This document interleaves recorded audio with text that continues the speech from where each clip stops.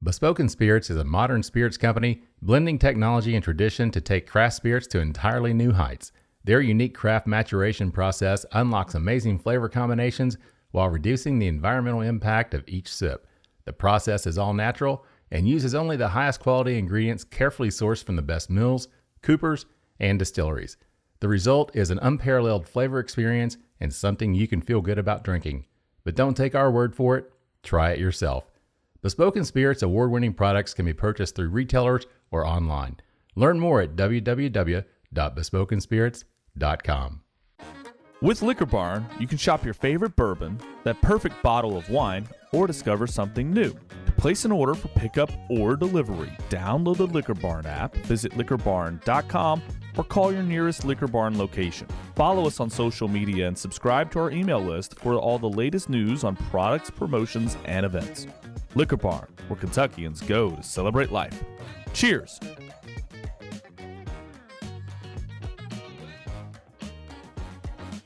Proudly made in the USA and inspired by the American lifestyle, Country Smooth Bourbon was developed by the first female founder and CEO of an American bourbon whiskey company as a refined experience to be savored on its own or enjoyed in cocktails. We are dedicated to celebrating the spirit of America and the crafting of premium bourbon whiskey. To learn more, visit countrysmooth.com, where you can order online or find a retailer near you. Cheers. Country Smooth. Female founded, country grounded. There's a new award-winning 4-grain straight bourbon whiskey that's been taking the market by storm, Penelope Bourbon. Penelope's balanced yet flavorful taste profile comes from a unique blend of 3 bourbon mash bills. Currently available in 3 expressions, 4-grain, barrel strength, and toasted, Penelope is remarkably smooth and flavorful. So whether you're sipping neat or using it in your favorite cocktail, Penelope is perfect for you. Penelope Bourbon is available throughout Kentucky, as well as select markets and online at penelopebourbon.com.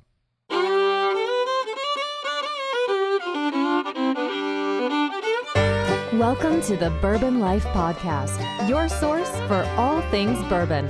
Join your hosts, Mark and Matt, as they drink and review bourbons, share news about upcoming events, interview the who's who in the bourbon world, and, most importantly, bring you along for the fun of living the bourbon life. Now, here's your hosts, Mark and Matt. All right, everybody, welcome back for another episode of the Bourbon Life Podcast, sponsored by Bespoken Spirits. I'm your host, Mark, and with me, as always, is my good friend, my buddy, my pal, my bourbon drinking friend, Matt. Matt, how you doing over there tonight, man? Hey, Mark, I'm doing pretty well. How about yourself? I'm doing good. You know, it's funny seeing you on the camera. It's like you adjusted the camera. I can see the top of the laptop and just I can see your head over it. I'm like, where's Matt? What's he doing over there? Just poking my head out every now and then, I guess, huh?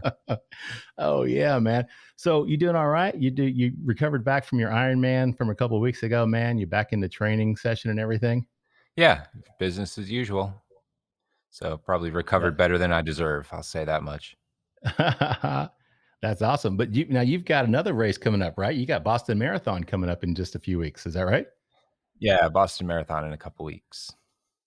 Yeah, man. So that'll be good. And hey, you don't have to worry about swimming 2.4 miles before and riding your bike 112 miles before you get to run that 26.2. So you got to knock that. You shouldn't have any problem with that, Matt. Yeah, this is just going to be a typical Monday, I guess. Just wake up and go out and run 26 run a miles. marathon. So yeah, man, you got this. No problem. Well, Matt, that's going to be awesome, man. I can't wait to see how that turns out for you. And all right, so I've talked enough. We should probably jump into the show here. So, Matt, you want to tell everybody who we have with us tonight? That's right. Let's get enough of us here. So we have joining us on the Bourbon Life Podcast this evening, this morning, this afternoon, whenever it is you're enjoying the Bourbon Life Podcast, the founder of Off Hours Bourbon, Jake Ireland. Jake, welcome to the Bourbon Life Podcast. Thank you, guys. I appreciate it. Thanks for having me on. Yeah, man, we're happy to have you on here. This is great. You know, it's funny because I'm on Instagram with the Bourbon Life. We've got like 50,000 plus followers. So I'm on Instagram all the time. And I swear everywhere I look, I see your brand. So this is cool to get to meet you. And we'll talk about the brand and all that Instagram stuff a little bit later. But really happy to have you on the show and appreciate you taking the time to sit down with us tonight, even though we're remote. But we appreciate you taking the time to meet with us and spend some time and tell our listeners a little bit about you and the brand. So I'm really looking forward to this one. Before we jump into the questions and conversation, though, let's talk a little bit about what we have poured up on this first round. And this is, I'm calling it the white label, the white label straight bourbon. So Jake, do you want to tell our listeners about what we got poured up in this first round? Yeah. So this is our first product, our hero product here, the 95 proof. So this is a 75% corn, 21% rye, 4% barley. So kind of an MGP staple. So it is a little over about 5.5 years old or so when we bottled this last run. So all these barrels here for this mash bill are will be 6 years old here in November. So wow. just shy of 6. We've got it proofed down. A lot of the juice coming out of these is anywhere from 101 to about 112, 113 proof or so when we pull the barrels.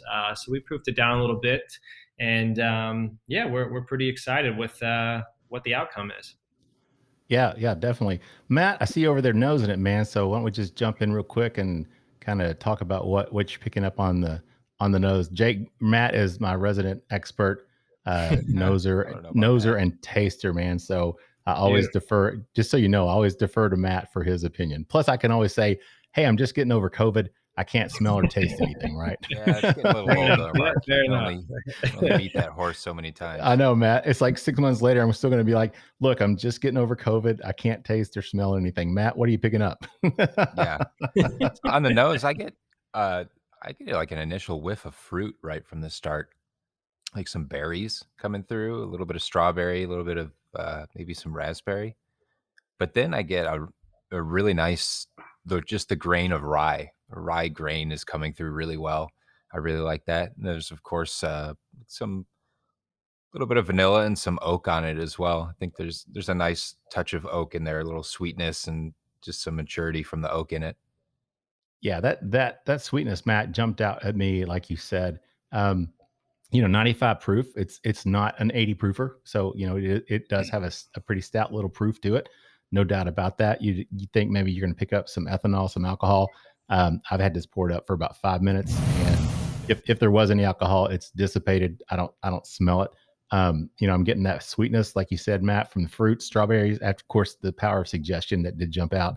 I was picking up some cherry in my mind before you said strawberry. I was kind of picking up a little bit of cherry off of that. I do get some of the oak. It's not overwhelming. It's not like gonna knock you in the face kind of oak smell, or even like a burnt or toasted smell. But I do detect a little bit of that oak in there as well. So yeah, I mean, I enjoy the nose. I really, really like that. Jake, what about you, man? Did we get it right, or did we miss the nailed it? I think I gotta get you guys on here to put my tasting notes together from now on. No, honestly, I think you guys are pretty spot on, and obviously, the nose and the aromatics of it are, as is the palate and all that stuff is all, sort of opinion, subjective or whatnot. But, you guys kind of hit the nail on the head there that I get a lot of like sort of sweet cream with it. I get a little hint of sort of, toasted pecans. Okay. A lot of people, as we get into the palate as well, we sort of lean more towards those baking spices. So a little bit of nutmeg, a little bit of allspice. That allspice to me is a little bit, I think that rye that you guys are picking up. So yeah, I think we're definitely on the same page. Awesome. Good job, Matt. Yeah, thanks, Mark. I appreciate it. Well, Jake, I tell you what, let's kind of jump in and just talk a little bit. Tell our listeners, if you would, a little bit about who you are and how you got involved in the bourbon and whiskey industry. Sure. Yeah, so I don't really have the traditional bourbon background by any means, but I grew up just down the road from MGP. Back when it was Seagram's there in Lawrenceburg, Indiana. That's awesome. Yeah. Nice. So had a lot of family and friends that worked there at the distillery for years. So it was always nice during family holidays or whatnot, with the parties that the family would get together, and there'd be all kinds of bottles being passed around. It was all MGP product that they put together. So it made for an eventful holiday parties. But yeah, so it kind of grown up around a little bit, and sort of was aware of it, and knew a little bit about kind of the ins and outs of the distillery, but honestly didn't really plan on working in alcohol or anything of that matter. And I ended up originally went to school for healthcare, so I went to Hanover College there in Indiana for my freshman, sophomore year to play baseball. Ended up having a rotator cuff injury that sort of cut things short. And I transferred to Indiana, to IU, and was going basically down the sports medicine route, through the whole physical therapy rehab on my shoulder. Kind of got involved in that and really enjoyed it. So I went on and got my doctorate in physical therapy. Wow. I had dreams of opening, clinics around the country and sort of being this one-stop shop, for physical therapy and sports medicine. And after 7 years of school, things had changed up a little bit from the original idea. So I took a little bit of a career pivot. At the time, I just moved to California. My wife's, my father-in-law and his side of the family were all out here for several years. So we chose to move out here about 8 years ago now. And, I was licensed to practice here in California, and basically pivoted and ended up going into more sort of early stage kind of venture investing, entrepreneurship for family office here. And one of the first investments we made was in a bourbon brand that some buddies from back in the Midwest were bringing to market. And, I was able to kind of help out on the back end with sourcing barrels from MGP and just sort of use some of the connections, the hometown connections, I should say, to kind of get the thing off the ground. And that was like 2013, 14. So really when things were starting to pick up again in the bourbon world, and, it was tough to get barrels, cooperages they couldn't find staves. There wasn't any lumber to even get, staves together. So we lucked out, honestly. And we had a ton of juice, and we started working on the brand, and we had it for a few years. Ended up, there was a few different partners. Everybody was kind of doing it part-time. And we just decided that, we all had other stuff going on in life, that it probably makes sense to sell this thing. So we ended up selling it. We essentially sold all the inventory, and at that time, it had appreciated quite a bit over, about a 3.5-4 year time frame. Sure. So we all walked away. Everybody was kind of, was happy with where things were.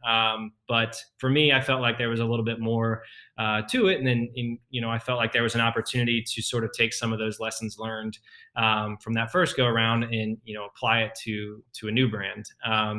So I kind of put it on the back burner for a little bit. And in like early sort of spring or so of 2018, I kind of decided that, I'd waited long enough, and why not do it now? And so I started working on it, and I had sourced barrels from MGP.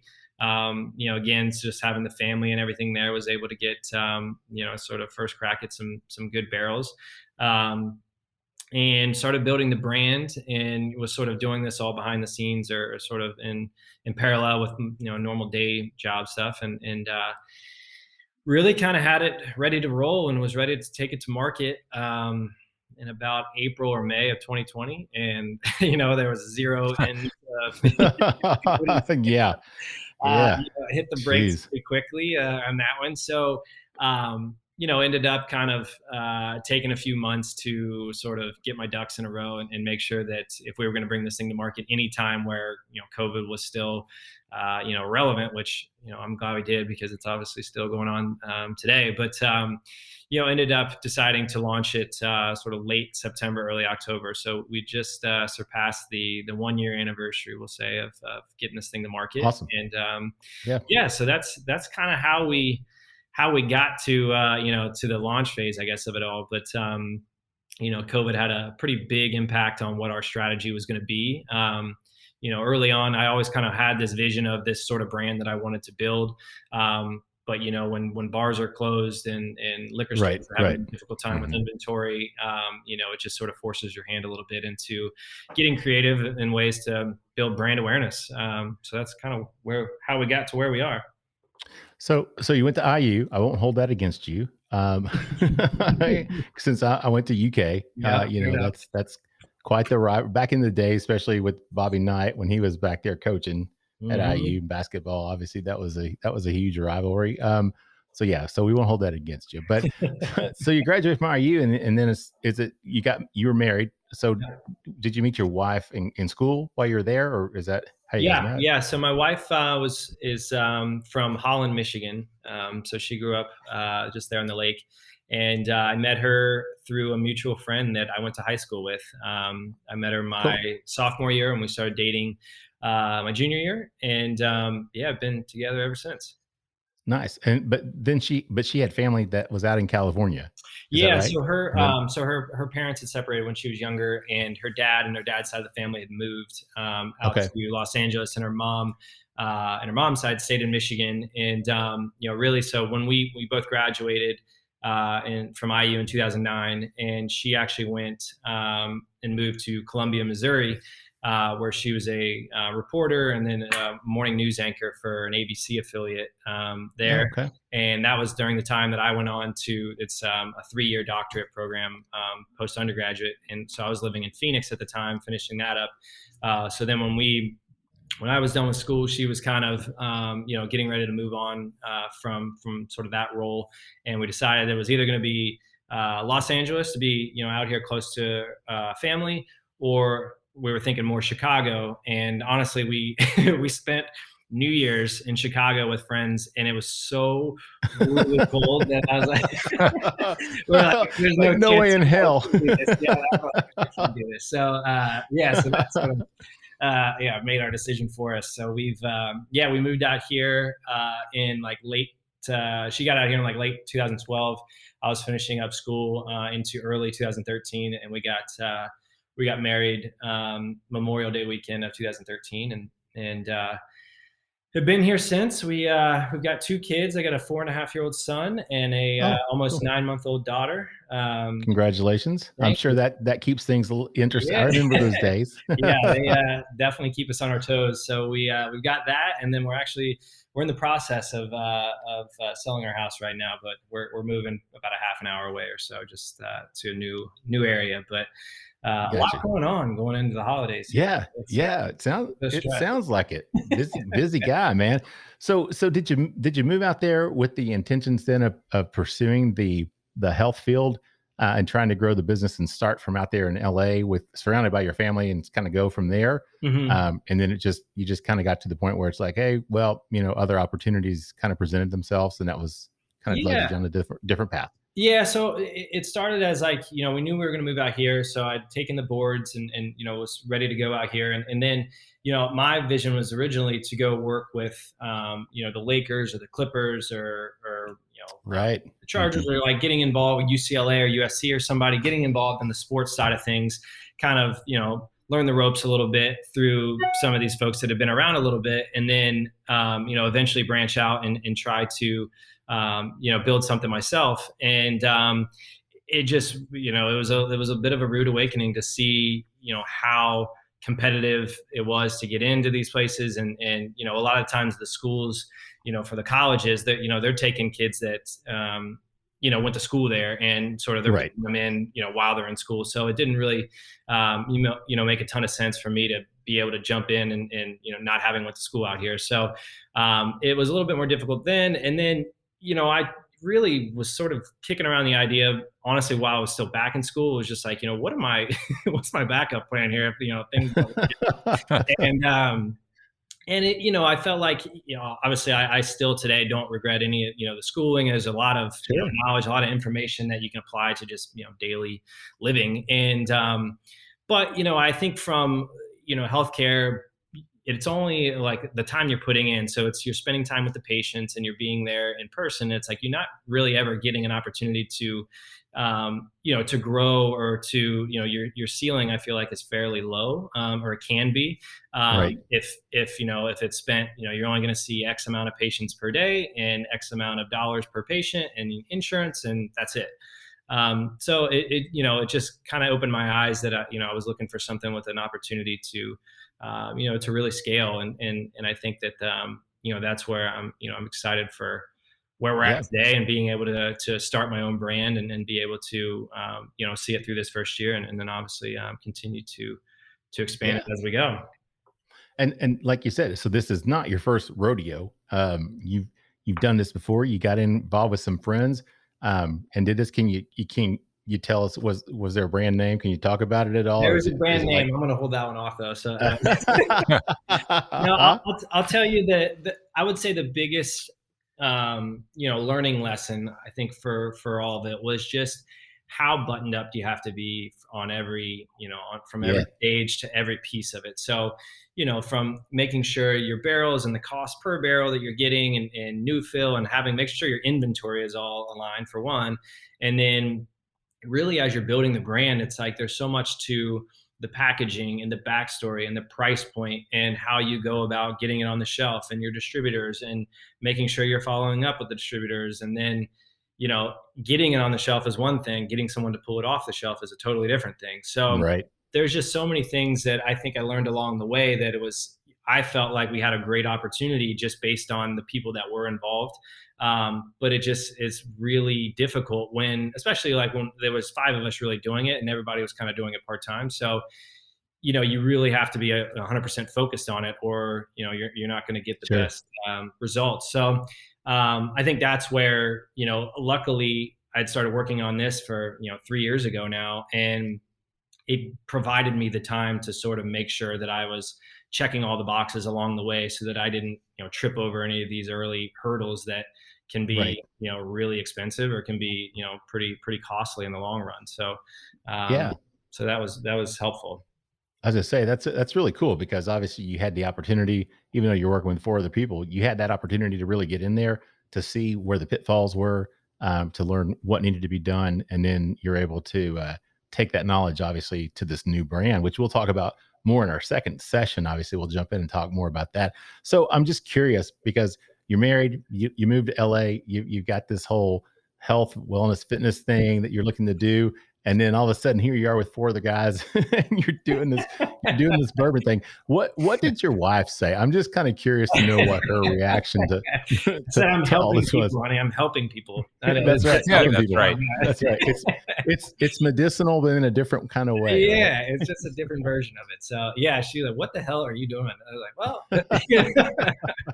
I told you I had some ideas," but no. It honestly, I think it's funny now, because when we eventually exited from the first one, I kind of told her that, like, that was a lot of fun. I learned a lot. I think, it didn't pan out the way we wanted to, that everybody had, envisioned for years down the road. But at the same time, I was like, I think that I could do this again. And here's my idea. And she was like, that sounds great. Like, if you figured it out, and I found ways to kind of, make sure that we've kind of de-risked it to a certain extent, from the barrels and inventory and that whole side of things. So, she was all for it. And I think that, as I kind of continued beyond that for, a year or two, she sort of saw that it was like, I just kept kind of gravitating back towards this. Like, I think I could do this. I think I could do this. And finally she was like, what's stopping you? Why are you doing this now?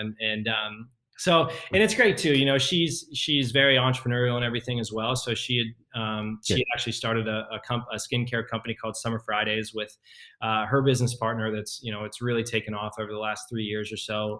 So she's kind of got that startup mentality and everything as well. So we kind of see eye to eye and what it takes, and how many hats you got to wear, and how how time consuming and stressful it can be, but we're definitely on the same page. Yeah, well, that's great. It's great when your spouse is supportive of what you're doing. You obviously were kind of bitten by the bug. I mean, because you had this, brand, you work with these other guys, you got out of it, but obviously it's stuck in your head, and it was something you kept thinking to yourself, I can do this and I can do it better. I can do it different. And she saw that. So props to her for, being supportive and encouraging you to follow that dream, because, unfortunately there's a lot of spouses out there that don't do that. So you guys, you sound like a good team. You got 2 kids. Obviously you're very busy people. You got a lot going on, and she has a lot going on, and sounds like you guys support each other very well. So that's pretty awesome. Thank you. Yeah. I tend to hope so. I don't know. I think so. So I hope she agrees. Yeah. You can pay me that $50 later, Jay. So, when she listens to the podcast, I'll keep sending the plugins every once in a while to go and insert those. Just you can PayPal or Venmo, either way, however you want to take care of it. So, all right. Well, I'll tell you what, we're actually at the end of round 1, and we'll come back. We'll get a word from our sponsors, but we'll come back and we'll go back to the white label, that I'm calling it white label. And we'll talk about the palate and the finish on that one. But everybody just sit tight, and we'll be back with more with Jake Ireland, the founder of Off Hours Bourbon, in just a minute. The Stave Restaurant is a bourbon lover's paradise right here in the heart of bourbon country. Located at 5711 McCracken Pike in Millville, Kentucky, between Castle and Key and Woodford Reserve, Chef Kyle Klatka prepares amazing food each day that features an elevated Kentucky-inspired cuisine. With a full-service bar, great bourbon flights, and signature cocktails, the Stave is the perfect place to catch up with friends after a fun-filled day of touring the local distilleries. Be sure to check them out online at thestavekentucky.com or at Instagram and Facebook at The Stave Kentucky. Located just east of Lake Tahoe and the Sierra Nevada mountains, Frey Ranch Distillery was founded by 5th-generation Nevada farmers. Our grain-to-glass bourbon is made using a 4-grain mash bill, including a non-GMO corn, rye, wheat, and barley, all of which is 100% sustainably grown on the 1,500-acre Frey Ranch.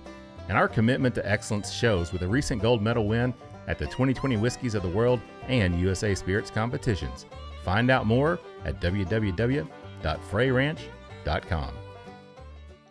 All right, everybody, welcome back for round, session, period, whatever you want to call it, number 2 of the Bourbon Life Podcast. I'm your host, Mark. With me, as always, is my good friend, co-host, Matt. Matt, how you doing over there? Hey, Mark, I'm doing great over here. How about yourself? Or out there. How you doing out there? out here in the Bourbon Life Studios in the other wing. That's right, man. In your cushy setup that you've got over there, that's beautiful with all the good stuff and the bottles behind you, man. So you're in the cushion. You're in the catbird seat, right?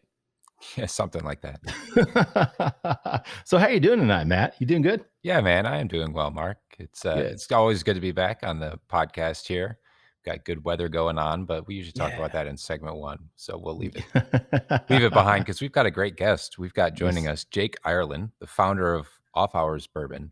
And Jake, I've got a question here for you. Uh-oh.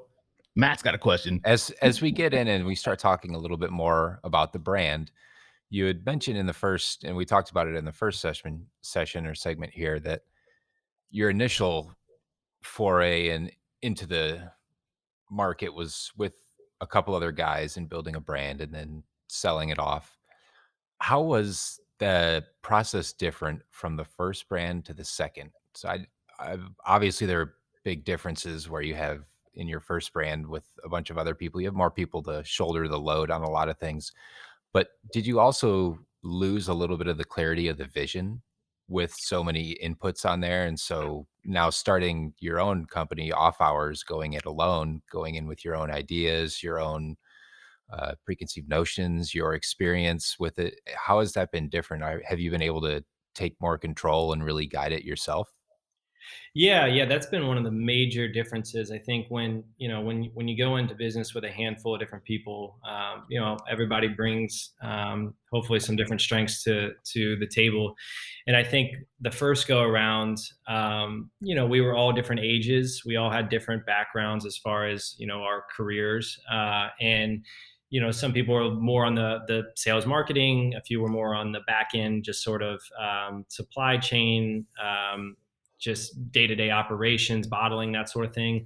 We had kind of the finance side. And then I sort of sat there in the middle of like, hey, the target demographic that we're trying to, go after here is sort of my age. And was like, I was trying to, kind of get through to them that here's why I drink bourbon, or here's why I'm, more attracted to one brand or another. And I sort of felt myself, or kind of felt like I was a little bit in sort of no man's land, to be honest, where it was like I could add a little value, but it was like, it's not enough that I'm totally spending all my time on it in one area or another. And it was just kind of, you had a lot of conflicting, opinions. And I think that was one of the big takeaways, is that, if I'm going to do this, I'm not totally against having a partner or anything like that, but I just felt like, this is sort of my vision, and here's what I think would work. And, as I build out the team around me, I want to make sure that I'm bringing people to the table that have that same vision, but are bringing, those strengths to the table that maybe my weaknesses, or areas that I think that they're able to, to help me out. So, I think that was one of the big things in the first go around, was just, maybe too many cooks in the kitchen, I think, to really get everyone on the same page. Yeah, that makes perfect sense. I mean, no doubt about it. When you got five guys trying to do things, you're going to go a lot of different directions, man. So, but kudos to you, like I said, for sticking with it and following that dream, and deciding to move forward and do it yourself. So before we get much further into that, though, let's jump in and talk about the whiskey in terms of the palate and the finish. Matt, what are you picking up on that one, man? So I've got to go back to the nose real quick, because Jake, you had mentioned something about the sweet cream on the nose. Now I'm picking that up so prominently. It's really, really inviting. Since you said it, it's like all I can really pick up on the nose. I'm loving that.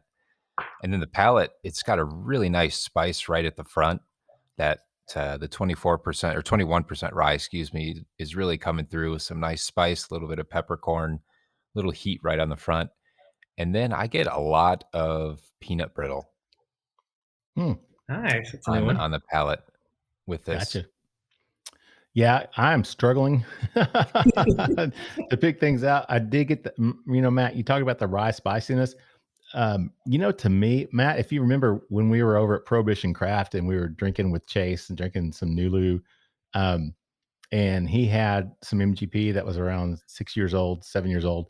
And you were like, man, I'm getting almost like a heat from a jalapeno off of that bourbon. And I swear, for me, on the finish, I don't taste the jalapeno, but the heat, rather than like a peppercorn, it comes across to me almost, the spiciness is almost reminiscent to me of a jalapeno. So I don't know. I'm just going to blame it on COVID or something, maybe. But no, I think you're onto something there, Mark. It's got a nice, long, lingering heat that's not right. It's more like you feel the temperature of it, not the taste, not the tingle. So it could be more of that like earthy jalapeno pepper, that long heat that might come from that. Okay, well, good. Well, thanks for backing me up on that, Matt. So I don't. Jake was kind of looking at me like, wait a second, man. What? So Jake, what about you, man? This is your baby. What do you get in terms of the taste profile and the finish on this? Yeah. I kind of get like that, a little bit of like cinnamon right off the bat, and I think that that kind of leads into more of you were going to go back to these baking items, but like more of like a snickerdoodle cookie is kind of what we came to the conclusion of. Okay. And we get a little, we've had people say, like a cream cheese pastry, which, a little bit different there with no cinnamon or anything with that. But, we feel like, it's fairly balanced, and it does have a little bit of like creamy sort of viscosity to it. Is it chill filtered or it not? Is not. No, it is not. Okay. That's what I figured with that creamy kind of, talking about that, I'm starting to pick up kind of that creaminess that you're referring to. So I was wondering if it was non-chill filtered. Yeah, we chose not to chill filter it. Honestly, I can't even think of what micron I went down to, but yeah, I think from initial all the way to the finish, like we really wanted to build something, and at this 95 proof, we wanted to create something that, wasn't going to overwhelm you, and, really, and we'll get into this a little bit more on the branding side too of, with it all, but it was definitely supposed to be, something where if you are a, bourbon, enthusiast or connoisseur, it's got enough there that if you want to drink it neat, that's great. It's got a ton of flavor. If you want to put it on the rocks or over an ice cube, it's going to hold up. And lastly, more so for some of maybe the folks that are a little bit newer to bourbon, or, more of a casual drinker with it and want to drink it in a cocktail. We felt like it had enough there to it that it was going to stand up with some of like the citrusy based cocktails that, could tend to take away some of the flavor itself. So we felt like it was balanced enough to where, if you were a hardcore bourbon drinker and, you only drink single barrel and it's got to be high proof, that, it's going to hang in there. But at the same time, if you're new to it, it's not going to overwhelm you and scare you off that, it's got so much heat or it's so overwhelming that you don't want to drink bourbon anymore. Yeah, no, that makes perfect sense. All right. So you'd started the other brand with the guys, you got out of that. So 2018, you start thinking this through. Is that pretty much the time frame you were thinking, okay, I'm going to do this. I'm going to create this brand. So as you were developing this in your mind, what was your vision? What did you see in terms of this brand and how it was going to be formulated and what you're going to do with it? Sure. Yeah. So like step one was just talking with MGP and making sure I had barrels. So I wanted to make sure that I actually had something out there. So I had purchased the barrels when they were about 2.5 years old. So I knew that I didn't want to bottle them until they were at least 4 years old. So I was like, well, at least I have a year and a half to kind of get everything, put together. And then just the way everything worked out, I ended up having a little bit longer time. But really, the brand idea was kind of, something that, going back to the previous one, was thinking a little bit more about like why I'm drawn to specific brands on the shelf, or what, why is it relatable to me and my lifestyle. And, I just felt like, really brands new and old had sort of been using the same similar playbook, I would say, for decades, where it was like, here's the package, here's the font, here's the color scheme, here's the backstory, and this is how it works. And for me, I was like, well, I'm not always bought into the family heritage aspect or the regional play with it. And it just felt like, well, I grew up in Indiana and I'm out here, and I live, my lifestyle growing up versus lifestyle here is totally different. And, but it doesn't make me want to drink one bourbon more than it does another. So I just kind of felt like, okay, how do I take all the backstory, all that stuff out of it and just make it about the product itself? And, really try to be transparent to where it's coming from, who's distilled by, everything that's in there, who's doing the bottling, and just kind of give credit where credit's due. And I feel like MGP for years was producing great bourbon that no one knew about, because they don't have any brands, and people were a little bit like shy to tell them, or to tell people that, they were sourcing it, versus, for the most part, everybody thinks that they're doing it, they're doing it in-house. But, so I wanted to build something that was transparent, and, it helped obviously being from Lawrenceburg and being proud of, of the town and the people working there, and sort of shining some light on that. But, as far as the brand as a whole, I started looking at other industries. I started looking at startups and these crazy venture-backed companies over the years that have, done really, really well, and saw these big exits, and was like, what do these things have in common, and why all of a sudden, a lot of these are direct-to-consumer brands, and it was like, obviously it's a lot more difficult, or, nearly impossible in alcohol to go direct-to-consumer, spirits at least. But I started kind of figuring out these brands that, it had seen success, and it was like, well, what is it? And a lot of them were very minimal. There wasn't a ton of bells and whistles or anything to what they were bringing to the table. And it was just like, it was convenient. It was there. It was transparent. And, it just sort of stuck out to me of like, well, if I'm going to build something, the bottle shape, a lot of them are fairly different. So I wanted to switch up the bottle shape that wasn't overly masculine or overly feminine. So it was like it was middle of the road for that was functional. So it wasn't difficult for bartenders to use or something like that, or crazy expensive to produce. So then I started with that. And then the label, we went, I don't know how many different iterations of the label, but we didn't really have a name yet, and trying to figure out the trademarking for a name was a complete nightmare. I don't know how many different names. We went through probably 20, 25 different names that got to a point where we would come up with it, excuse me, and look through the USPTO trademark database. Trademark office, see if there was anything there that was in alcohol or anything that could be confusing. And then if we got past that stage, we'd send it to this trademark attorney, and they'd run it to ground. And it was every single time came back with, a winery or a brewery or something. Had some, man, these guys are killing me. So finally, in the name too, I wanted it to be something that gave off like a positive connotation, that had like a positive feeling to it, and that felt, somewhat all inclusive. So, when we landed on Off Hours, it was like, well, everybody has off hours, everybody has downtime, and, everybody chooses to spend that downtime differently. So could be, out with your family, your friends, could be in your backyard or at the bar at happy hour, you name it. And it was like, well, this is a way to kind of bring everybody together. And really the goal of that was like, well, if we're trying to, reach all these different demographics who you wouldn't think are traditional bourbon drinkers, like, how do you bring them together? And it's like, well, you bring them together without, spending your time together and creating memories together, and, and having fun with it, and the enjoyment of, spending time with people that you may or may not know.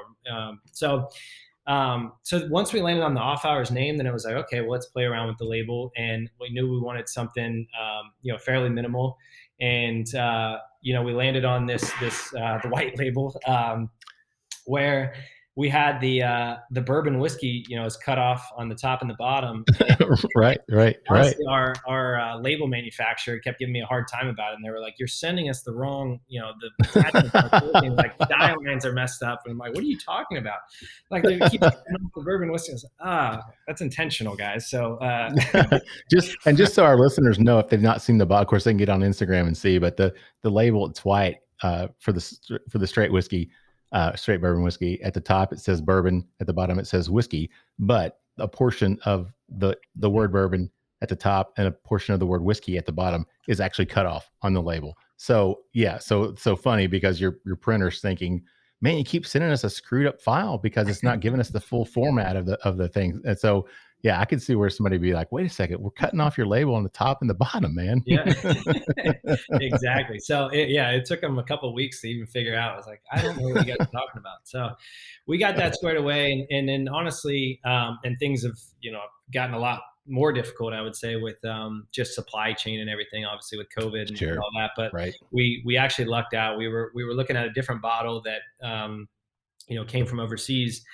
And we were pretty far down the line with what we wanted. And all of a sudden they were based out of Italy, and they just went radio silent, and I couldn't get a hold of them. I was like trying to call and email, and I got nothing for like probably 3 weeks. And finally, we realized that it was when Italy, the whole place was shut down. COVID. Mm-hmm. So we're like, okay, now what do we do? We don't have any glass. So we lucked out, and we were able to source some glass from one of the manufacturers that had a plant here domestically that it actually worked out better than anything. And it was a very, very similar bottle to what we were shooting for. So worked out well there. And it's so far so good. And then we'll talk about the single barrel product. It's just flip flopping things there to keep it on brand. And that's great.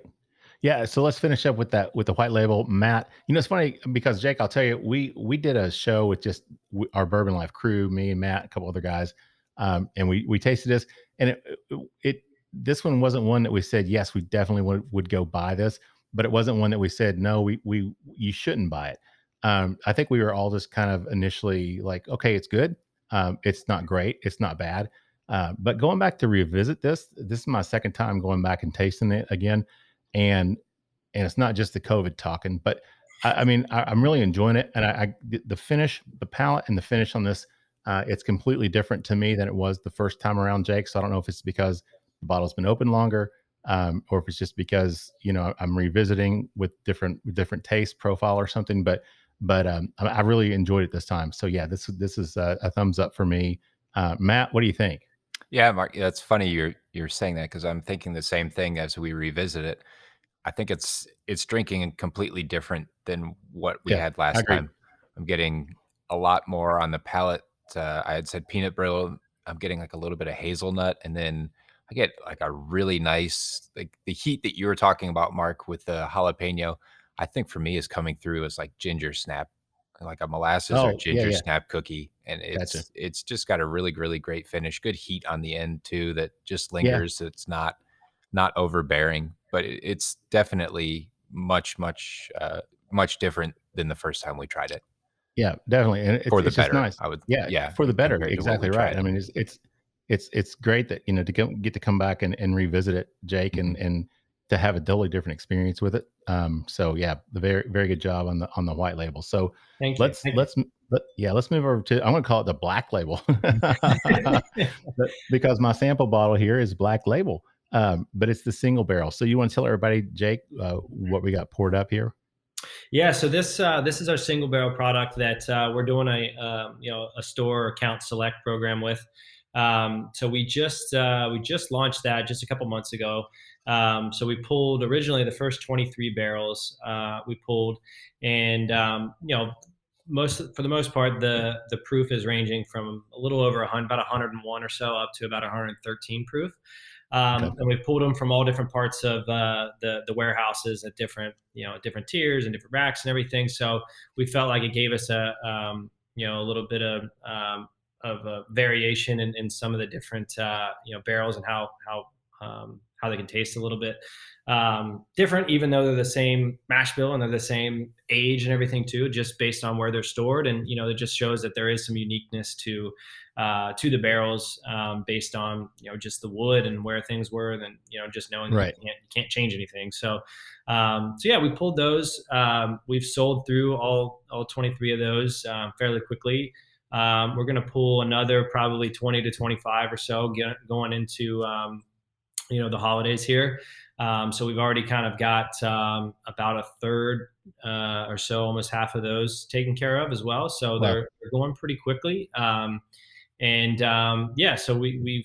we're excited with it, and I think that it is coming in at that barrel proof. It is a little bit more geared towards those bourbon enthusiasts and those folks that do enjoy a little bit more flavor and a little bit more heat to it. That isn't necessarily our target for the 95 proof. Gotcha. So this is the same age as the other, or relatively that 5.5, pushing close to getting up to 6 years now, right? So same mash bill as the white label. So everything's pretty much the same, comes from MGP. One question I was going to ask you, because you talked about bottling, and I noticed on the back of the white bottle, the white label, it says that it's bottled in Bloomington. Is that right? Yeah. Okay. So Cardinal Distilling there in Bloomington does our bottling for us. Okay. So your barrels, then you're getting MGP juice. Are they warehousing that for you? I mean, it stays on site, right? Correct. Yeah. So all the barrels, Okay. they're scattered amongst different warehouses or different rig houses on the property, and then we're pulling 20, 30, 40 barrels at a time, depending on the production run, and then shipping those over to Cardinal. They do all the bottling, package it all up, and then it goes out the door to Indiana, Kentucky, California, and then we just opened up Michigan, Tennessee, and we're getting involved in New York. Great! So we're expanding. Yeah. Congratulations. That's great, Matt. So what are you picking up in terms of the nose on the single barrel that we got poured up here?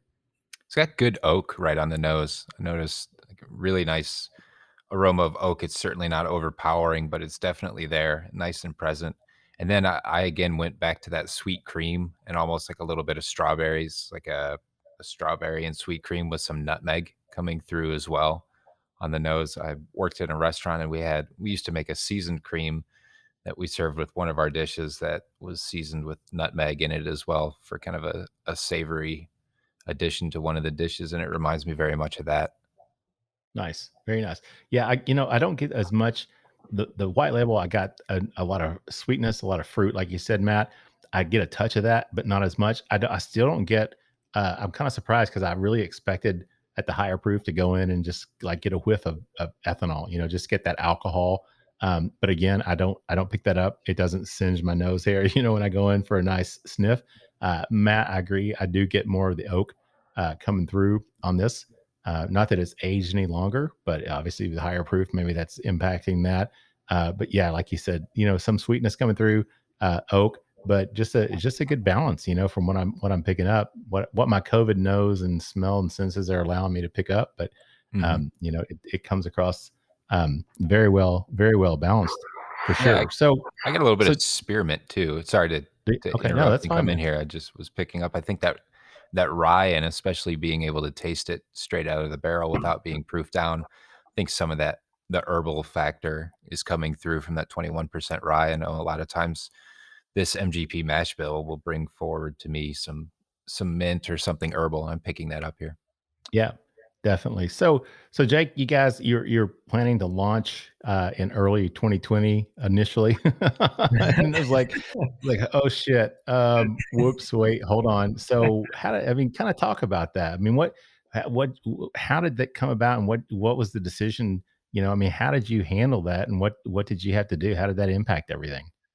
Yeah, I think that we decided that early on that our strategy was going to be a little bit different, or a little bit out of the box compared to that sort of traditional playbook that I mentioned earlier, where we wanted to take quite a bit more focus on social media, on digital ads, and just trying to build awareness that way, and kind of building an Instagram following, building a Facebook following, and really try to kind of understand a little bit about who our drinker was. So, we were able to pull a lot of that data from people across the U.S. And, it's difficult when you got people that are in North Carolina or Oregon or wherever, and you're like, well, we're only in Indiana, Kentucky, and in California. But you're able to kind of figure out who that drinker is. And I think that when we were sort of forced, with COVID to go that route, it was like, well, all right, well, maybe we were onto something. We'll just kind of run with it. And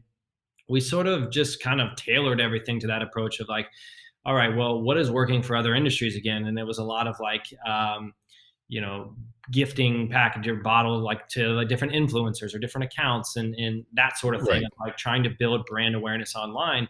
And, with alcohol, it's difficult. Like, are people going to spend 40, 50, 60 bucks on something that they've never tried before? And they've never seen it before, and it's other than like an online, an ad or something, or social media. So it was trying to build that sort of feeling of that you get with most alcohols, I think, where it's a friend or somebody you trust is telling you that, this is good stuff, you should try it, or they got it for you as a gift, or whatever it be. So we really tried to focus our efforts on trying to build brand awareness that way. And really, because the at-home cocktail scene was so big, we really took a lot of the efforts that was going to be towards the sort of on-premise or the restaurant bar scene, where it was going in and trying to get your product as on the cocktail menu, or Right. trying to put events together, or different things like that. Like, well, we couldn't do that because places weren't open, or they weren't allowing indoor dining, or or their inventory was all just jacked up. So we started to do like Zoom masterclass, like Bourbon 101 type of things, where we were working with liquor stores to put together like cocktail kits to create. And we started working with different corporations and different companies around that were all doing, at home work where they didn't have any sort of what do you call it? Like, they basically, none of the employees were seeing each other. So they were like, what is a fun way to get everybody together and catch up? And it was like, let's just do a happy hour, or let's do a bourbon tasting. So we sort of inserted ourselves into that, which was just a great way to build brand awareness when, you couldn't really do it any other way outside of social media for the most part. So so that was a big thing for us. And then, kind of, we did things sort of backwards, I guess, where now that a lot of people have seen us on social media, then they walk in the store and they're like, oh, that's the ad I saw, or that, or Right. trying to Right. say, hey, I see your stuff all the time. Like, we'd love to take it in, versus like vice versa, where, normally you see it on, in the store or on the shelf somewhere, and you go, you end up paying attention to it. But Yeah. it was interesting. Yeah, no doubt. So it's almost like COVID, even though it was a setback. I mean, it did have some, I guess, really kind of some advantages for you guys in your launch. Is that a fair statement, you think? Or Yeah. One of the biggest takeaways we had was that looking at the sort of data or the information on the back end of where people were located and who was buying this, was that like over 70% of our customers were women. And for us, it was like, wow. And it wasn't even, on purpose or anything like that. So it was kind of like, what is it that we're doing that, is attracting more women to this? to They purchase. saw your picture, Jake. They saw a picture of you and they're like, oh, we got to buy his bourbon. Yeah. He's got a face for radio. Yeah.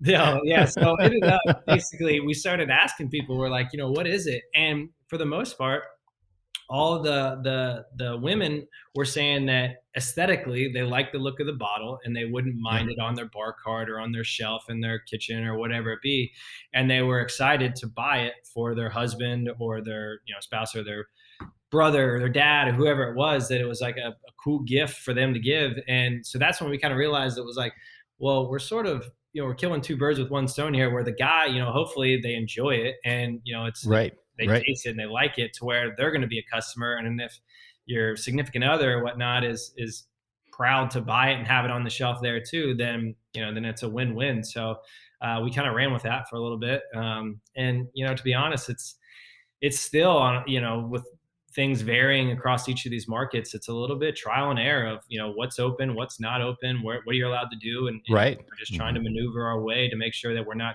putting too many eggs in one basket. Yeah. I'll tell you what, it's probably a good place to take a break. We're at the end of round 2 here. So let's take a quick break, get a word from our sponsors. And then we'll come back and we'll finish talking about the palate and the finish on the single barrel. And then, we'll deep dive some more into the brand and you and everything else.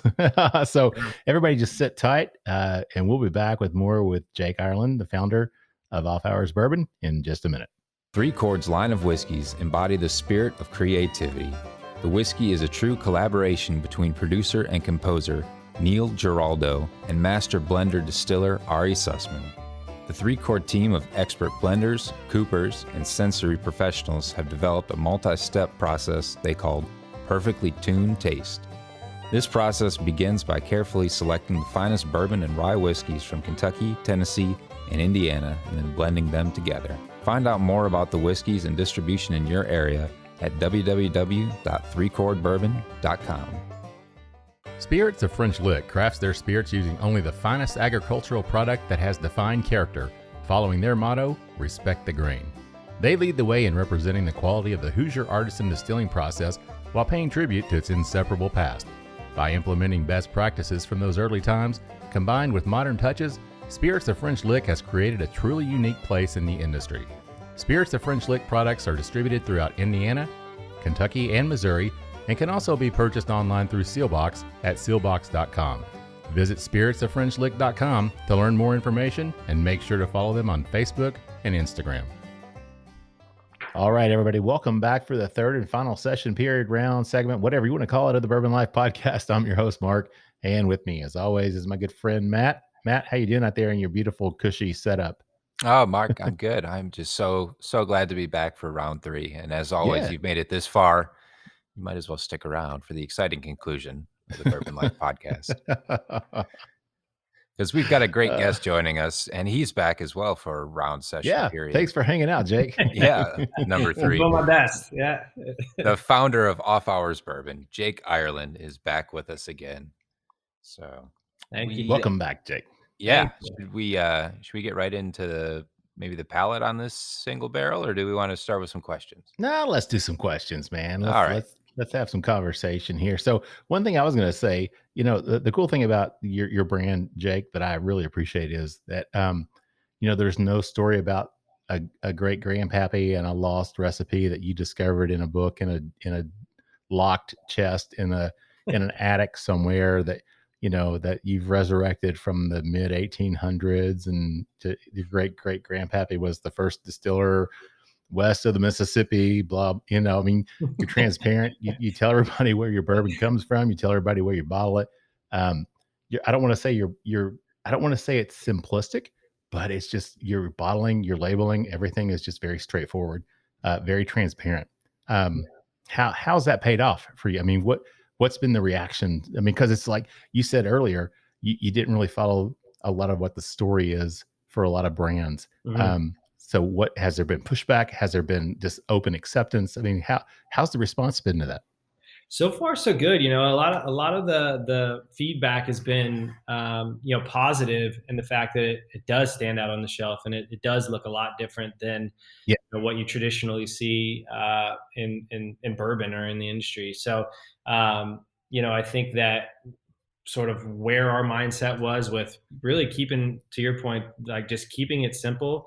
There's not a ton of label on there either, so it's more or less like letting the bourbon shine through, like see it for yourself. Like there's no smoke and mirrors, there's no gimmicks, there's nothing there. And we're just kind of like, if you like bourbon and you want to try it, and hopefully you enjoy it, hopefully you'll keep buying it. If not, then we feel too that it was like, at the price point that it's at, that if you go out and you buy it and you enjoy it, then hopefully you feel like you're getting it, for a good deal, and you're not breaking the bank. And if you try and you don't like it, then, hopefully it's not feeling like it's, it's breaking the bank in that matter either, where, you feel Right. like you spent a fortune and you're, wasteful. So, so everything's been, we've tried to do little bitty things here and there throughout the label itself, from the closure, having the embossing and everything on there, to the inside of the back label, which I don't think you guys have just with the sample bottles, but on the inside of the 95 proof, there's a black label that shines through, that you can't really see what it says until you drink it down, about halfway, and then you'll see that there's a little message inside there. And so we called them Easter eggs. Basically, we were trying to figure out ways to just get, little creative things in there that, we felt like Challenge accepted, Exactly. Jake. I've got some drinking to do here, but I'm going to get to it, man. So yeah. It was little creative things like that we wanted to do. But yeah, walking into the liquor stores and sitting at the bar and seeing it's pretty cool to see that you do have a massive selection of how many brands are out there now. And there's not too many of them that have, a similar sort of, branding or packaging that we're going to get confused with. My guess is the TTB probably wrote you guys and said, "Hey, wait a second. There's something missing on your label. You don't have everything on here because there's not a lot of stuff. Are you guys sure this is the label that you want to submit for?" Honestly, you cut off the backstory. You cut off the top and the bottom of your label. Where's the rest of the backstory? That was it's funny too, because when we did the back label for the original product, everything was fine. We were good to go. We didn't have any hiccups or any issues there. And then when we did the back label for the single barrel, it was basically the exact same thing.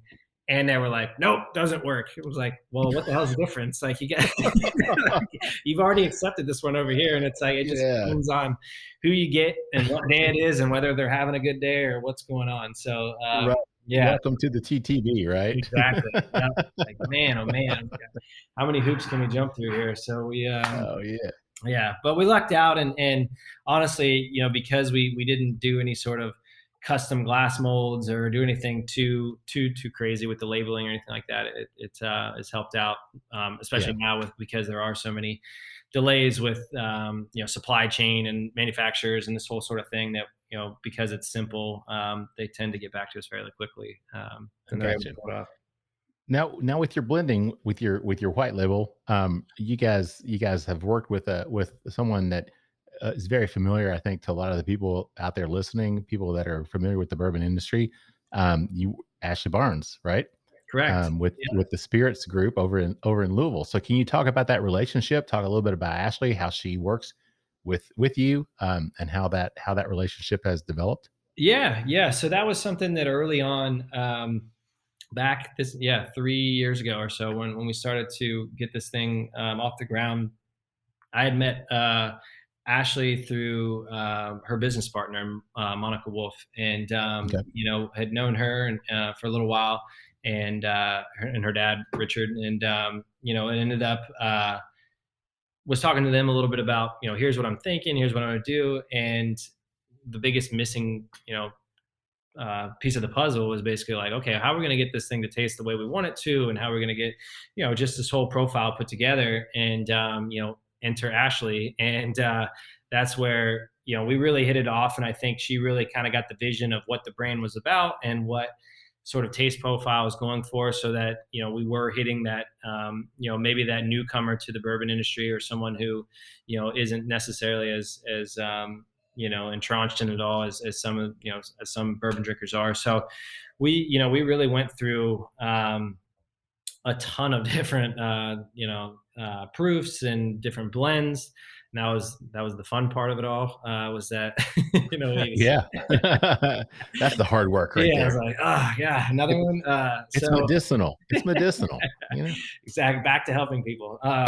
So we worked on probably 16 or 17 different blends and different proofs, and we had kept it at 100 proof, and we felt like it was a little too warm for where we wanted it to be, and then we got it all the way down to 90 proof, and it just felt like it was a little watered down.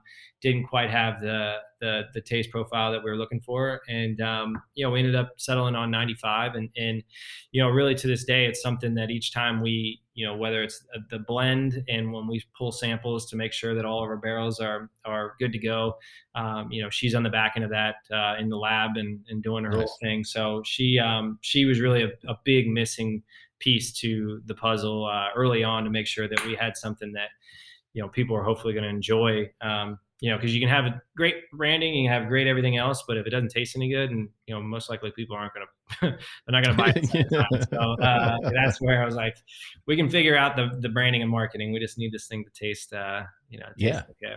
So let's talk about. We got a gold medal in the New York wine and spirits competition recently. So kudos to her on putting all that together for us. So, yeah, congratulations. Yeah, congrats.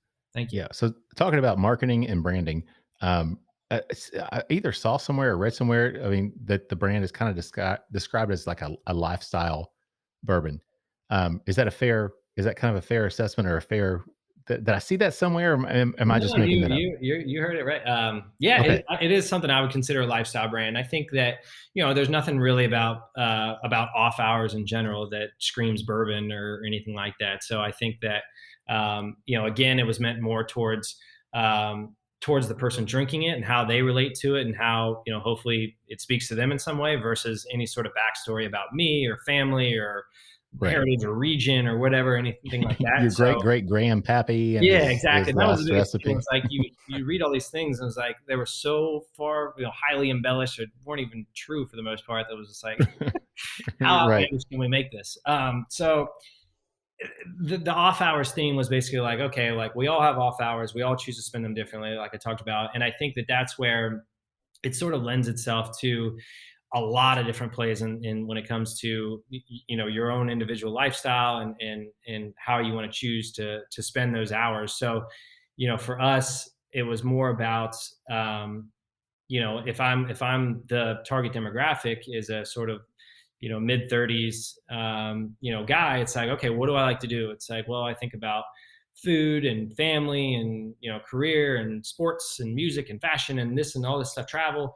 And it's like, well, how do we build a brand that kind of fits into all those elements of a person's life? And I think that's where, instead of, us creating merchandise and creating little things here and there that were just brand specific, we chose to partner with different, brands in each kind of area. So, first off, we partnered with Yeti to do our sort of cocktail glasses, or coffee mugs there.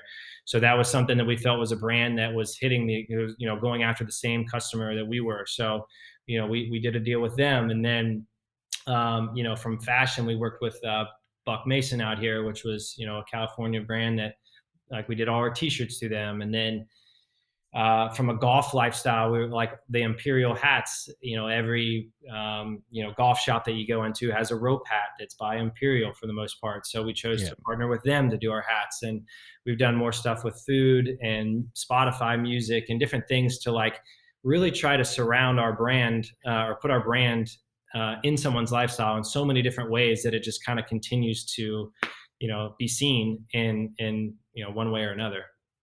Yeah. So you have a target demographic. I know you don't want to say, you don't want to pigeonhole yourself and say we're only geared towards this market. But if you had to define your target demographic, who or what would that look like? Yeah. So it was, like I said earlier, it was a little bit, it was interesting because it was skewed more heavily towards a female or towards women buying it. But right now it's kind of like a 60-40 split, more men than women. Really that kind of 25 to late 30s is sort of our target. A little bit, as far as kind of lifestyle and everything, I feel like it's more of the, younger professional that's maybe going into starting a family or getting married and kind of maybe moving out to, the suburbs, or if they're living downtown, they're starting a family together. We try not to say like box ourselves in, but I think that's kind of where our initial target was, like, here's who we think it is. And it was honestly like, it's kind of me looking in the mirror, like, hey, I'm, yeah, we're 35 next week. And I'm like, this is me. I have my family, the city, but also, all this other stuff. So, it's kind of, I just sort of think about it as like, well, if I was building a brand for myself, even though it is myself, like trying to do it that way, then how does it relate to me? Yeah, no, and that makes perfect sense. This, I'm a Gen Xer, so, this, your bottling, your packaging, your Instagram, everything, it's not, I don't see it geared towards my age group, but that doesn't mean it's not something I'm still going to be able to enjoy, to drink at all. I think sorry to cut you off, but I think that's where you hit the nail on the head with that. Because I think that, really what we were seeing when bourbon really started to take off and the trends were just crazy, was that it was a little bit younger demographic that was pushing this. And, I said millennial or whatnot, but it was like, okay, so if we're going to target the younger demographic, like how does that relate to, to my dad or my older brother or whoever that, may not fall into that same demographic or won't. And we kind of saw it as like, if my dad's drank bourbon for years, and it's like, well, he's kind of got his go-tos with certain things. But if I brought in a bottle of something and I said, hey, you should really try this, like, if you like X, Y, or Z brands, I think this is gonna, fit in with those. And 9 times out of 10, you'd be like, oh, that is good stuff. And it kind of turned him on to the brand, and, it was something to add to the mix. So that's where we were kind of like, well, look, we kind of have the phrase that it's like, it's not your dad or your grandpa's bourbon, but, he'll enjoy it too, hopefully, where, it's maybe the son or the, whoever it is, the boyfriend or the husband coming in saying, you guys should try this. And hopefully it sticks where, everybody can do it. But, you got to kind of start somewhere, I guess, to really target someone. If not, then it just becomes too broad and, really difficult to relate to, everyone. Well, here's what I think is really cool. And I was having a conversation with somebody about this today. We were talking about the 60s, or last night. We're talking about the 60s, the 70s, the rebellious teenagers and young people of that generation, who were like, we're not going to drink our brown liquid because our dads did it, our grandpas did it. We're going to drink vodka. We're going to drink gin. We're going to drink tequila. And bourbon obviously fell out of favor for years and years and years. Unfortunately, it has recovered. And people now are saying, well, bourbon's in a bubble, or we're on a bubble. It's going to pop. People are going to go back to tequila or clear liquids. But it doesn't really seem to me, based on the expansion that I see from all these other distilleries here in Kentucky and other places, the hundreds of millions and even billions of dollars, like Buffalo Trace is getting ready to spend on their expansion. It doesn't seem like that this is just a Gen X, baby boomer thing, and millennials and Gen Zers are going to move away from that. It looks like they're actually really moving toward it, and you're really embracing that, right? Yeah, that was something that was kind of the reason when my wife was like, well, what's holding you back on this? I was like, well, I don't know. Like, the bourbon's kind of, it's shot through the roof in the last few years. And I'm a little nervous that by the time I bring something to market that I've just, missed my window, or missed the boat. Right. And it was kind of like, I started talking to more people around the industry, and everybody kind of said the same thing. It was like, we don't see this going anywhere. And, if anything, the amount of money that, like you said, the amount of money that is being spent at some of these distilleries and everything, like, they're not going to do that, if they don't believe in this thing, being around for a long time. So that was one key factor. And I think that people are starting to understand, and I think tequila is interesting just in the ways it's aged and all the sort of aspects of that. But like, going back to, vodka or something along those lines, I don't foresee that happening anytime soon. But I think that people are starting to understand that, like, there's so much craftsmanship and there's so much that goes into this of because you can't add any food coloring, you can't add any flavoring, and there's so much to it that's just it's unique by barrel. And that's why I think the single barrel stuff for all these brands have just exploded over the years, is that people are really interested in this sort of stuff now, where everything that it entails along the way. And now you see people doing all these different finishes, and they're just getting really creative with what you can do to the taste profile of this stuff. And that's where I think that, like, it's starting to build a bigger audience of people that may or may not be bourbon drinkers originally, but you're pulling people from who used to be gin drinkers or used to be rum drinkers or whatnot, because there's so much going on right now in this industry that maybe it's not one brand or one mash bill or whatever, but like, I think that there's so many different options now, for better or worse. It obviously creates a lot of competition and everything, but at the same time, it does do, a lot of good for the industry as a whole. Yeah, yep, definitely. So Matt, let's jump back into the whiskey again here. Let's talk about the palate, the finish on the single barrel. What do you get on that? I get a lot of cinnamon coming right up front on the palate with it. It's got good cinnamon, good baking spice right up front there. Nice heat that comes through with that too. And then there's a sweetness. I get some honey on it. A nice honey, or like a sweet oak. The oak, the age is coming through with it. And then I keep going back to this, like, I get pie crust. Nice, like the flaky, buttery pie crust flavors coming through with it on the palate for me. And then a nice long finish with a little bit of mint coming down the line. Yeah, I definitely I get almost like a cherry flavor on the palate for this, or more on the finish. I guess the palate, I get a lot of spiciness up front, not overwhelming. It's not that jalapeno that I was talking about earlier. This is different. It's a nice long finish. It's more of that black peppercorn to me on the finish. But yeah, definitely some cherry on the palate that leads into the finish. Some spiciness, and again, the finish just lingers like like crazy, man. I can't get over how long the finish on this lasts. So this is really nice, Jake. Very, very, very good. Thank you. Yeah, I think again, I think you guys did your homework, because pretty good on the tasting notes here. Is the pie crust we had kind of is more is like what I've tasted is like that sort of honey graham there, and then we do get a little bit more of that sweet kind of almost I feel like it's a little bit like an apricot okay is there to it, but yeah, I think we're all in the same boat here. Very nice. So talking about the single barrel, you mentioned earlier that you're doing a program now. So what is your single barrel program? What does that look like?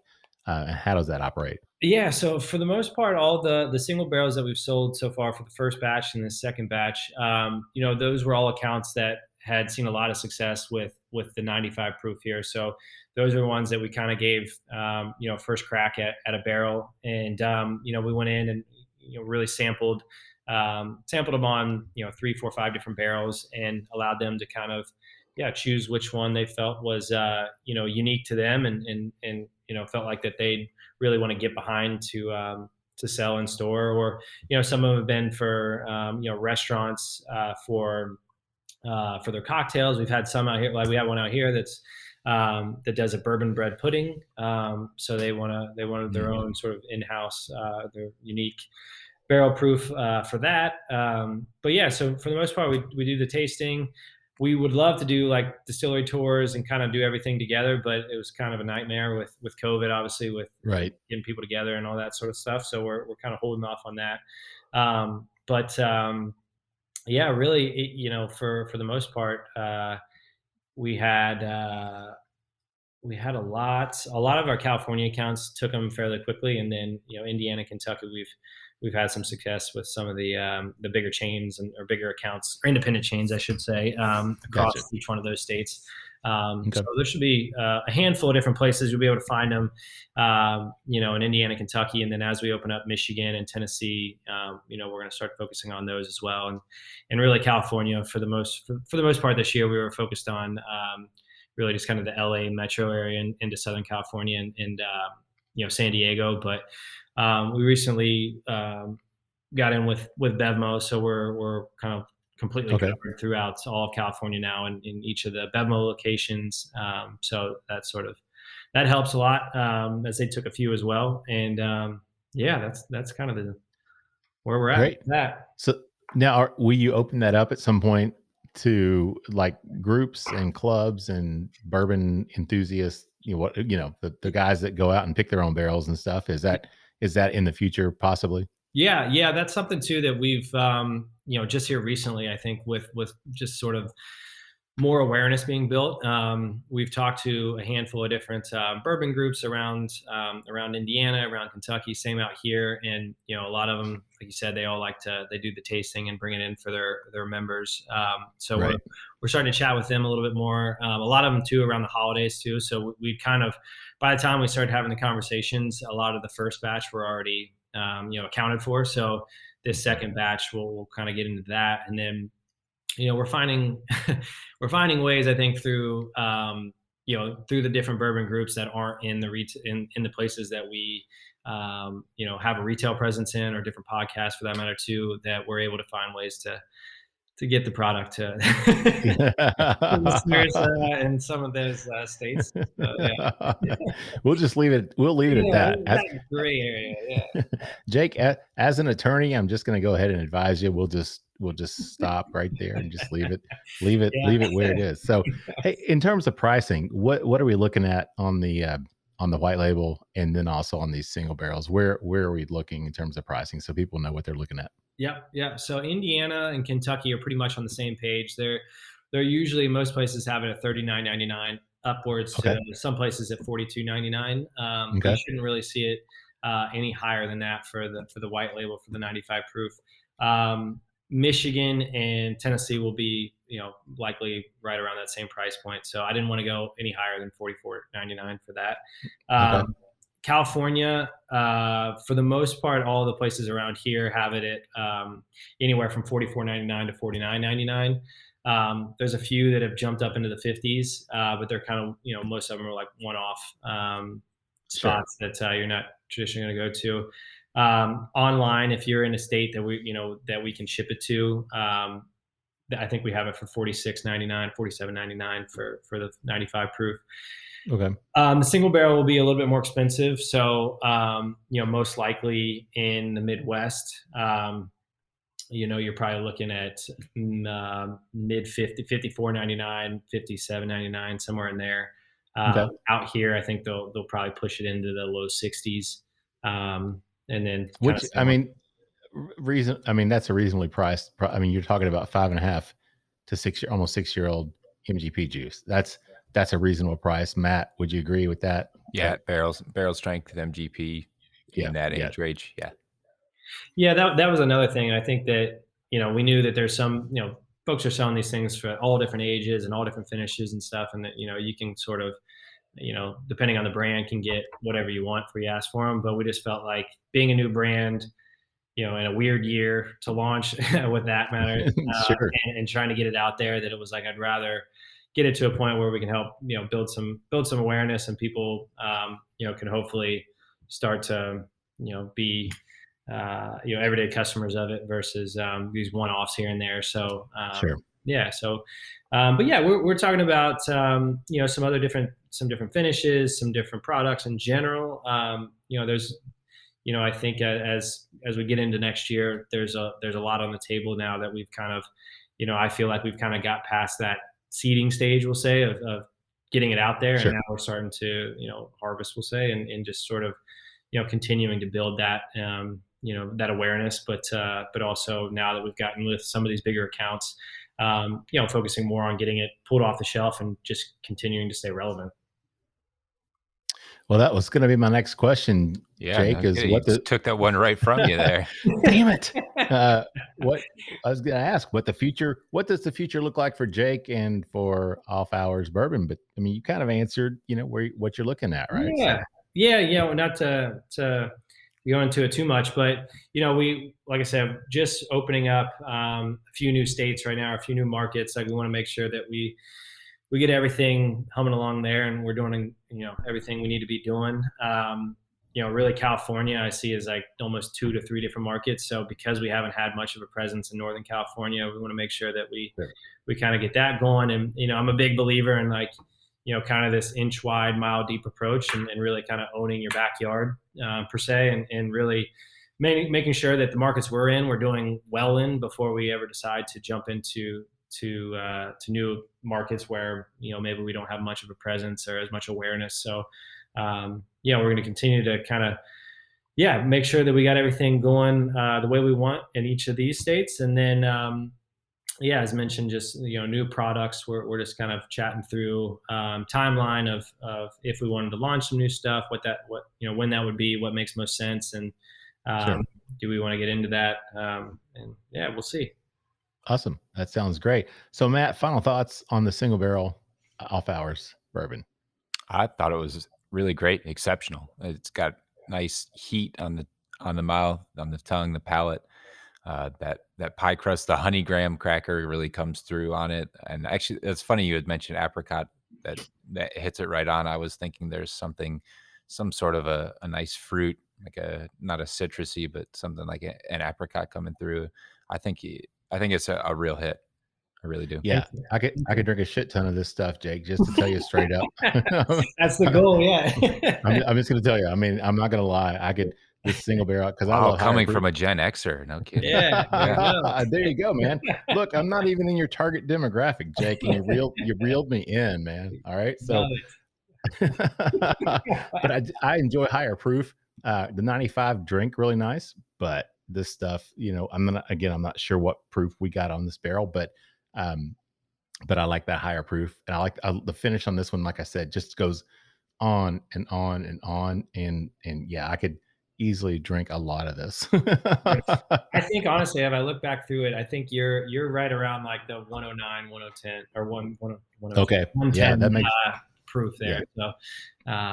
Yeah. So that makes a little sense. more to it than that 95. Yeah. Well, we're at the end of our podcast here, but before we wrap it up, where can our listeners find your brand, and where can they find you guys in terms of social media? Where can they buy your stuff, more importantly? Yeah. So social media, both Facebook, Instagram is at Drink Off Hours. Website is the same thing, at drinkoffhours.com.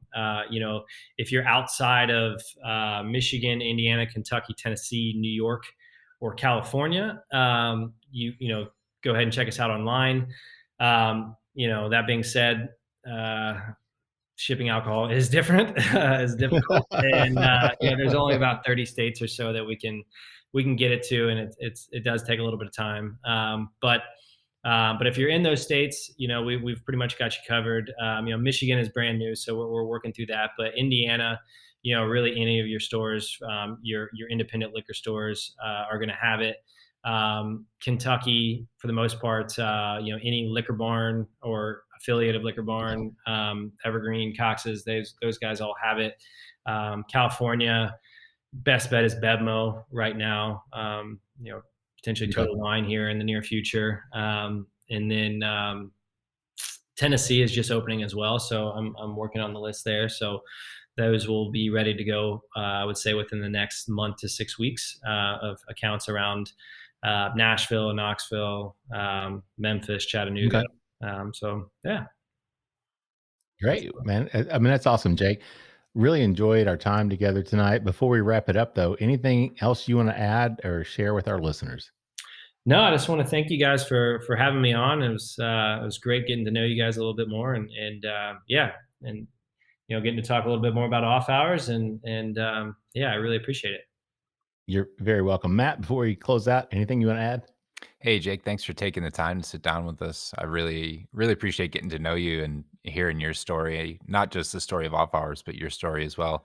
And I thought it was really cool that someone coming from Lawrenceburg, Indiana, is throwing it back and paying homage to MGP there and being super open and transparent about it. I think that's one of the things I really appreciate the most. And I know a lot of people, especially coming from my demographic, which is probably the demographic you're pointing towards, we want to know as much as we can about the product and be informed. And it's nice to see you're not hiding anything behind smoke and mirrors. It's very, very out front, and you're very willing and open to talk about it. I appreciate that. Thank you. Thank you. I appreciate it. Yeah, well, I appreciate you young whippersnappers hanging out with the old Gen X here tonight and drinking bourbon and talking, having a great conversation. Jake, man, it's been great to sit down and talk to you and get to know more about you and your brand. We both, like I said, we'd visited it before, and we've come back to it and just really, really impressed. And the single barrel is phenomenal. Really enjoy that. Looking forward to be able to find some of that here in Kentucky soon. And we just appreciate your time, man. We really appreciate the opportunity to sit down and talk with you tonight. Thank you. Thank you, guys. I really appreciate it. And yeah, don't hesitate to ever reach out. If you got any questions, or you want to do a single barrel, or however I can help. All right. That sounds great. With that said, I'm going to wrap it up. Send us home with our tagline, which is, may your glasses always be full, and may you keep on living the bourbon life. Thank you for joining us for this week's episode of the Bourbon Life Podcast. Our mission at the Bourbon Life is simple: to share our passion for all things bourbon with you every week. And we'd really love to hear your thoughts on how we're doing. You can find us on Instagram and Facebook at The Bourbon Life. You can also contact us by email at thebourbonlife@gmail.com. And you can always find us on your favorite podcast platform. If you have a moment, we'd love it if you would rate us and give us a review. So until next week, we hope your glass is always full and that you keep on living the bourbon life.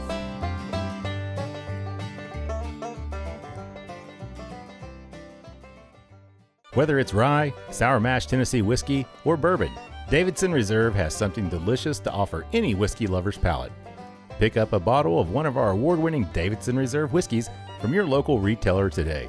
Visit www.davidsonreserve.com for more information. And cheers to drinking local.